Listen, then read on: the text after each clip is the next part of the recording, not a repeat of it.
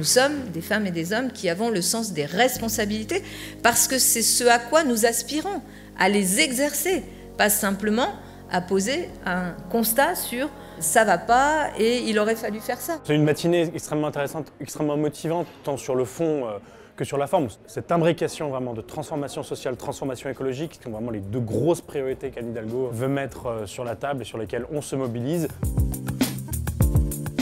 Cette transition écologique, elle est incontournable et indispensable. Et ce que l'on voit dans notre lucidité, c'est que le principal choc, il est social.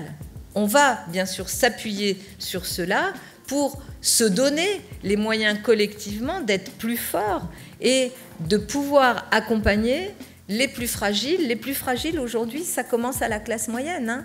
C'est essentiel en fait, en tant que gens de gauche, en tant que personnes qui défendent la réduction des inégalités, qu'on puisse donner les moyens à toutes et à tous de mener cette transition écologique dans les meilleures conditions. La première mesure du quinquennat Macron, ça a été de baisser les APL de 5 € pour tous les bénéficiaires. Vous entendez, compris le président de la République qui a dit c'est une erreur, c'est une connerie, sauf que ça fait 5 ans qu'il y a 400 millions qui sont pris aux locataires.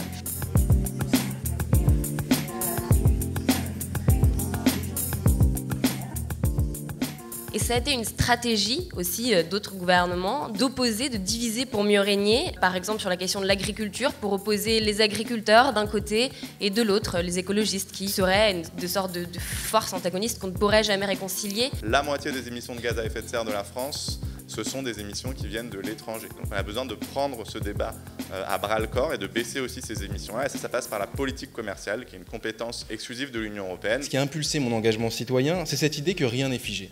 Que par la force de l'engagement, il est possible de changer des destins. Finalement, l'égalité doit être notre socle commun. Ça doit être une valeur qui transcende toutes les classes, des classes les plus fragiles, des plus populaires aux plus aisées. Le premier bilan, c'est qu'on a tous la conviction que c'est plus que complémentaire, c'est essentiel de faire à la fois la justice sociale et écologique. On a eu tout un tas de propositions qui peuvent demain nourrir un projet de justice sociale et écologique pour Anne Hidalgo.